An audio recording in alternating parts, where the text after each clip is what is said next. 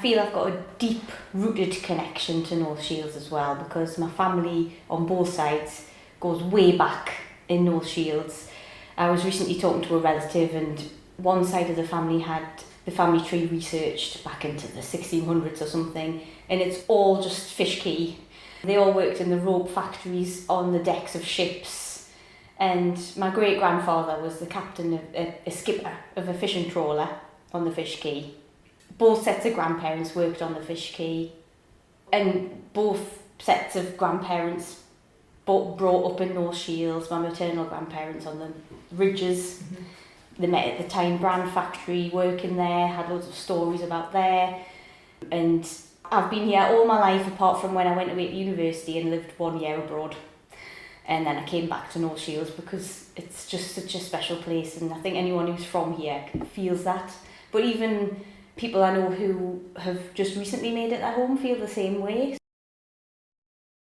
I moved down here over 40 years ago from Scotland, primarily to teach and to work and to start a career here, which my husband had been doing. So we both were young and married, and we were setting up here.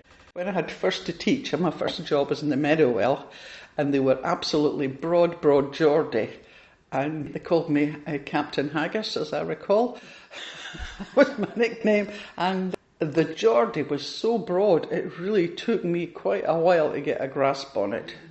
You know, yee, divot, nah, now, yee, sort of thing. But I loved it because I like accents, and that's what I was teaching, was language and accents and stuff like that.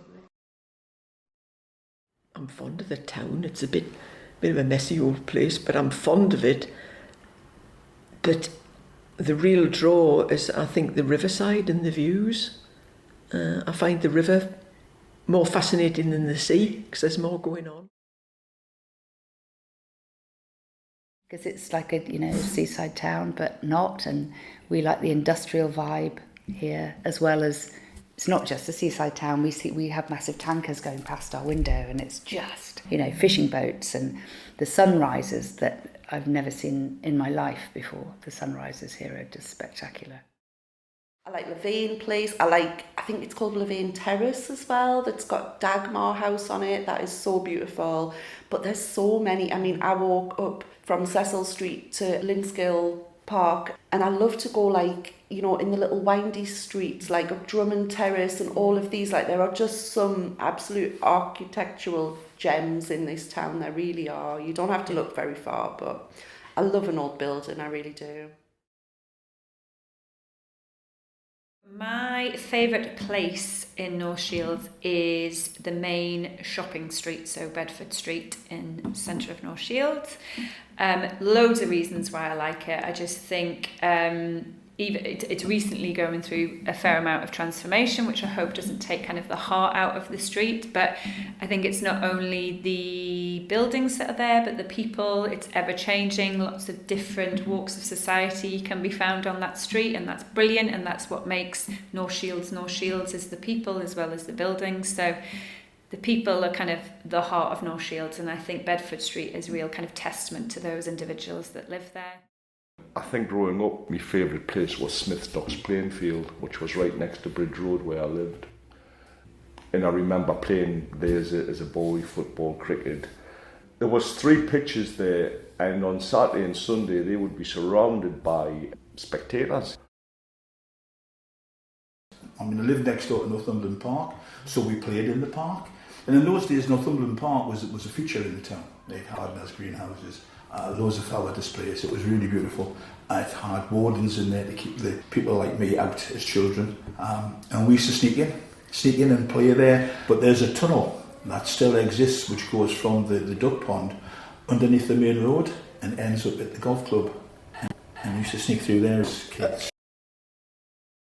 I really love the atmosphere of North Shields because I love towns that are kind of like intersections of things, like the new and the old. If you have too much of one or the other, it doesn't feel quite right. But it's got this real sense of beautiful older buildings and lots of new things happening, in the sense that things are going on in the town, and you feel like it feels historic. It feels it's got people in it, and it also feels like things are happening. I think you can't really underestimate how important it is to feel like stuff is happening now in a town, in a place, in a community.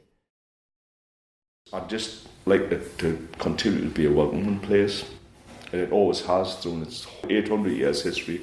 And this was a place where non-conforms and churches came and dissenters came, and all moulded by the Quaker community.